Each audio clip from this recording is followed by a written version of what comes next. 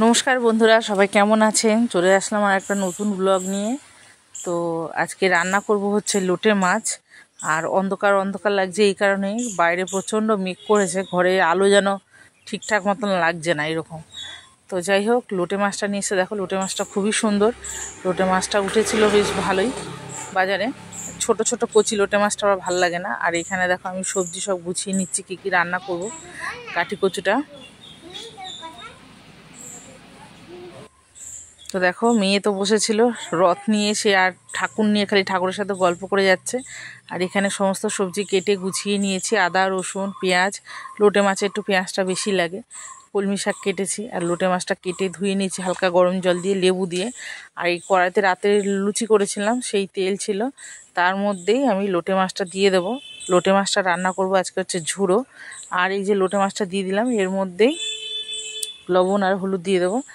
অনেকে অনেক রকমভাবে করে, আমিও করি। লোটে মাছের পকোড়া করি, তারপর লোটে মাছ গোটা গোটা রান্না করি, তারপর লোটে মাছের ঝুড়ো তো খাওয়া হয়। কিন্তু সবথেকে বেশি যেটা পছন্দ করে সেটা হচ্ছে এই লোটে মাছের ঝুড়ো। আমার কর্তামশাই খুব পছন্দ করে, আমার ছেলে তো সবথেকে প্রিয় মাছ হচ্ছে লোটে মাছ। আর এই যে নুন হলুদ দিয়ে দিলাম। আর লোটে মাছে কিন্তু জল দিতে হয় না, কেন লোটে মাছ এমনিতেই জল ভর্তি লোটে মাছের মধ্যে। এই যে মাছটা দিয়ে দিলাম, এর মধ্যে নুন দিয়ে দিলেই জল ছেড়ে যায়, একে আলাদা করে কোনো জল দিতে হবে না। আর ঢাকা দিয়ে দিলে তো জল তো ভরভর করে বেরায়। অনেকে কাঁটাটা ফেলে দেয়, আমি কাঁটাটা ফেলি না, কাঁটাটা বেশ চুষে খেতে ভালো লাগে। তো দেখো আমি কিভাবে করি। একদম মাছটাকে খুন্তি দিয়ে নেড়ে চেড়ে মাছটাকে একদম গুঁড়ো করে দেবো। তারপরে যেই জলটা বেরোবে জলটাকে শুকনো করে নেবো। দেখো জলটা শুকিয়ে গেল। এইভাবে কিন্তু লোটে মাছের চপও খাওয়া যায়। আর তোমরা লোটে মাছের ঝুড়ো কীভাবে করো আমি জানি না, আমার মনে হয় আমি যেভাবে করি এইভাবে, এটাতে আমার কাছে টেস্টটা বেশি লাগে। অনেকে আছে একবারে মশলা টশলা কষিয়ে তার মধ্যে দিয়ে লোটে মাছের জল টল যা থাকে সব শুকনো করে লাস্টে ঝুড়ো করে দেয়। কিন্তু না, সেটার থেকে এটাতে করলে টেস্ট বেশি লাগে। তো আমি ওই জন্য এইভাবেই করি। আর এখানে দিয়ে দিলাম হচ্ছে একটু তেল দিয়েছি পরিমাণ মতো। আরও বেশি তেল দিলে মাছটা শুকাতে চায় না, খালি তেলের জন্য শুকাতে চায় না। তো খুব বেশিও না আর খুব কমও না। আর অতিরিক্ত তেল ভেসে থাকলে সেই ভাসা তেল আবার খেতে ইচ্ছা করে না। যতটা প্রয়োজন ততটা, আবার একদম কম দিলে তো খাওয়া যাবে না। তো দেখো আমি ধনে পাতাটা নিয়ে এসেছি, এত সুন্দর না, খুব সুন্দর গন্ধ ছিল, পাতাটা ভালোও ছিল। তো পেঁয়াজটা ভালো করে ভাজতে দিলাম, একটু লবণ দিলাম যাতে নরম হয়। আর এর মধ্যে দিয়ে দেবো যে আদা আর রসুন বাটা, রসুনটা একটু বেশিই লাগে। তো ভালো মতন মশলাটাকে কষাবো। আর দেবো ওর মধ্যে হলুদ দেবো, টমেটো দেবো, নুন তো দেওয়া ছিল পেঁয়াজে।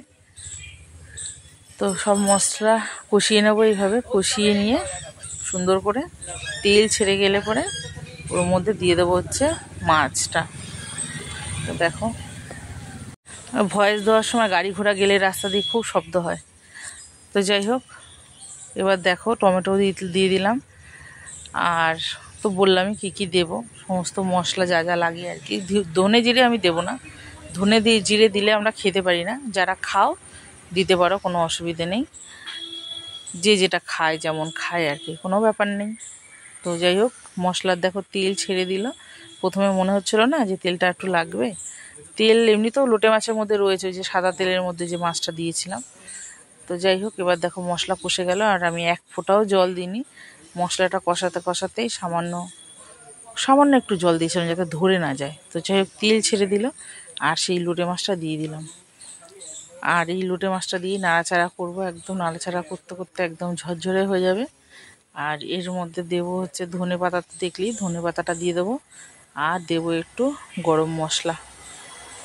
তো লোটে মাছটা খেতে এত ভালো হয়েছিল, আমাদের বাড়িতে একজন এসেছিলো, তাকে দিয়েছিলাম, খেয়েছে, ভীষণ ভালো লেগেছে তার। আর এই দেখো একদম শুকিয়ে গেল, মানে এমন শুকনো হবে মাছটার থেকে তেল ছেড়ে যাবে, রাখলে কোনো পাত্রে রাখলে পরে তেলটা ছেড়ে যাবে। তো অনেকে করে, আমি দেখেছি অনেকেও করে এরকম লোটে মাছ।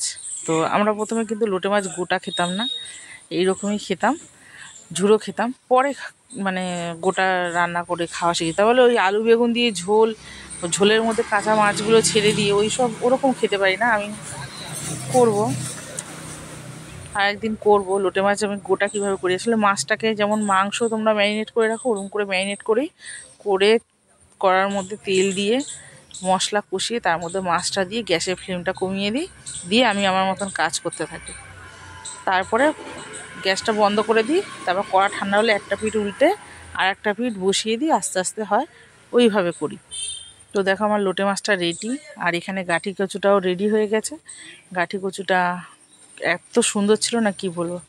আর আজকে ভিডিওটা একটু বড় হয়ে গেল। আমি অনেকবার চেষ্টা করলাম ভিডিওটা যাতে স্পিডটা বাড়িয়ে একটা সময়ের মধ্যে আনতে পারি, কিন্তু হলো না কিছুতেই। আর আজকে হচ্ছে শনিবার, আজকে আমি গেছিলাম একটু পুজো দিতে। আমার শরীরের মধ্যে আর এখন ভালো লাগছে না, ভীষণ ক্লান্ত লাগছে। আর এমন পরিস্থিতি হয়েছে, না আমি ভিডিওটা বাদ দিতে পারছি, না আমি স্পিডটা বাড়ানোর চেষ্টা করলাম, হচ্ছে না কেন আমি বুঝতে পারছি না। যাই হোক, ওটা নিয়ে আবার পরে গবেষণা করতে হবে। আপাতত ভিডিওর টাইম পার হয়ে গেছে, দিতে তো হবে। তো যাই হোক, গাটি কচুটাও দারুণ হয়েছিল খেতে কালকে। আর কি যে খায় প্রতিদিন গাটি কচু জানি না।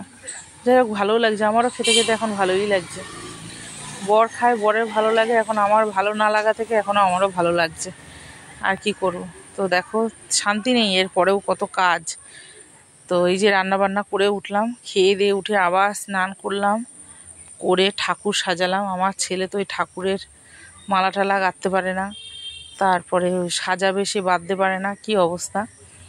সে আমি আবার উঠে ছেলেকে বললাম, তাহলে তুই ফলগুলো কাট আর আমি ঠাকুরের মালা গাঁথি, ঠাকুরের ইয়েটাকে সাজাই। আর আমার কর্তামশাই তো কাজের থেকে এসে খেয়ে দিয়ে, তাকে আর কোনো কাজ বলা যাবে না, সে শোবে, রেস্ট করবে। তো এই দেখো ড্রাগন ফল কেটেছে, কেটে হাতটা দেখাচ্ছে মা, দেখো হাতের কি অবস্থা। যাই হোক, দেখো সব সাজানো হলো, গোছানো হলো, কিন্তু বাইরে বেরিয়ে একটুখানি বেরিয়ে টুক করে ঘরে চলে এসেছে, বৃষ্টি নেমেছে এত জোরে। আবার মেয়েকে সাজাতে